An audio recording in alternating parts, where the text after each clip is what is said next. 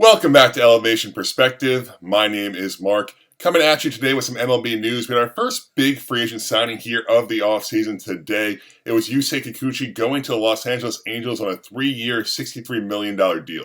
In my free agent prediction video, I had Yusei Kikuchi ranked as my number 15 free agent. I predicted him to go to the Los Angeles Dodgers on a 3-year, $45 million deal. So there were some elements here that were right for sure. The 3 years, the Los Angeles part, but of course he went to the Angels, not the Dodgers. Got a little bit more money than I thought he was going to get as well, getting 21 a year instead of 15. But overall, a very solid contract. Overall, in 2024, Kikuchi started 32 games, logging 175 and 2/3 innings while striking out 206 batters with a 4.05 ERA. Kikuchi started 2024 with the Toronto Blue Jays. The Blue Jays, of course, were not a competitive team last year, so they traded him off to Houston around the trade deadline, where he pitched much better in the second half for that Houston Astros team, and there were specific reasons why. And we have seen this before from the Houston Astros. They're a very analytic-driven, very progressive team. They get the most out of their players, whether it be a pitch mix change, more spin, whatever it might be. We've seen countless examples off the top of my head here. Garrett Cole, Charlie Morton, Justin Verlander. Of course, these were good pitchers in other places, but they go to Houston and things really seem to go to that next level. I'm sure under the hood and behind the scenes, the Astros had Kikuchi do a lot of different things to get him to this next level. But you can see on the surface, the pitch mix is the biggest change. 3 massive changes here from his time with Toronto to Houston. First off, the fastball went from 50% to 42%. The curveball went from 23% to 10%. And this is the big one here. In Toronto, his slider usage was 17%. Over in Houston, it was 37%. So I'm assuming they changed his grip with the slider. They did something, maybe added more torque, added more RPM, some way to make that slider a more effective pitch, and they had him throw it an incredible amount.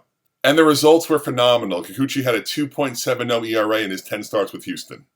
But now the biggest question is, can Kikuchi sustain that level of success? I think there's always a natural concern or scare that goes into a situation like this when you see a pitcher change his pitch usage so drastically, especially with a slider. I feel like those hard sliders do a lot of damage on those elbows, those ligaments. And can Kikuchi maintain a 2.70 ERA with the Angels for the next 3 years? Listen, for Kikuchi's 6-year career, he has a 4.57 ERA. So no, he's not going to have a 2.7 here with the Angels, but can he take those strides he made with Houston, replicate that to hopefully have like a 3.5 ERA? I think that's definitely possible. I think another big factor here for the Angels, Kikuchi started 32 games in the last 2 years, so he's a durable arm. The Angels are kind of known for having their star players not play games. Look no further than Mike Trout and Anthony Rendon. To have this pitcher in Yusei Kikuchi, probably their opening day starter, I'd assume, now that he's making $21 million a year, potentially pitch every 5th day, start 32 times a year, that's tremendous value for the Angels. The Angels have been the MLB's most busy team so far this offseason. Of course, we are only in November, but they traded Jorge Soler, they signed Travis d'Arnaud, they signed Kyle Hendricks, they brought in Scott Kingery, they brought in Kevin Newman, and now Yusei Kikuchi. Of course, besides Kikuchi and Soler, we're not really talking about impact players there, but they've been very busy. They can't be done. That's my biggest takeaway here. I like that the Angels are making moves. They're trying to be competitive, and they should be. We just saw 2 American League Central teams in the Tigers and the Royals take those wild cards. The American League is wide open. Do I think the Angels are a playoff team? No, I don't, but it's plausible. Anything's plausible. No one thought the Royals or Tigers were playoff teams either. So if the Angels continue to add on to this team, there's a path that they can be a competitive team in 2025.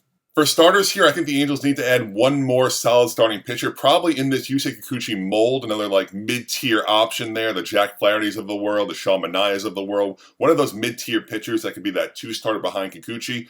Tyler Anderson's a solid innings eater. He's not really anything special. Jose Soriano's a flamethrower. He looked really good last year. I think he had some elbow problems toward the end, though, so always concerning there when a guy throwing that hard has some arm or elbow problems. I'm never going to give up on Reed Detmers. He's a really high upside lefty. He gets a lot of strikeouts. Of course, he's had his ups and downs. He's still very young. And then there's Kyle Hendricks, who I think is a really bad signing, but he'll eat innings for you at least. Maybe he'll pitch to like a 5 ERA and not a 7, but bad signing there in my opinion. They need one more solid arm. And then they probably need to address the bullpen here as well. Ben Joyce, really hard-throwing flamethrower. Besides that, not many household names in this bullpen. You probably got to bring in maybe 1 or 2, probably 2 or 3 actually, solid MLB veteran relief pitchers just to help out this core.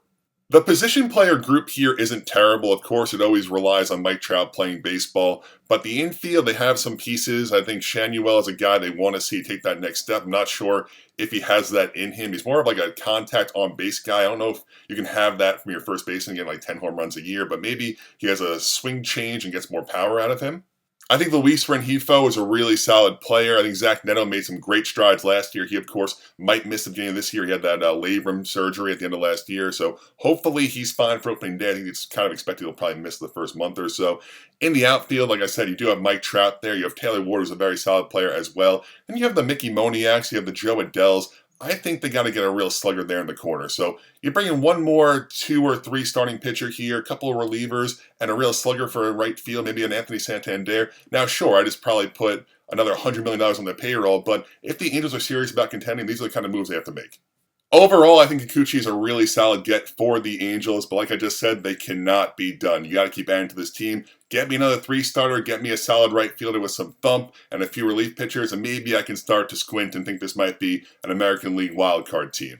That is going to do it for me here. We're going to get some more MLB news really soon. I don't really see Kikuchi being a domino, but the winter meetings are right around the corner, and then the moves are really going to start to happen. Hopefully everyone enjoyed. Thank you so much for watching.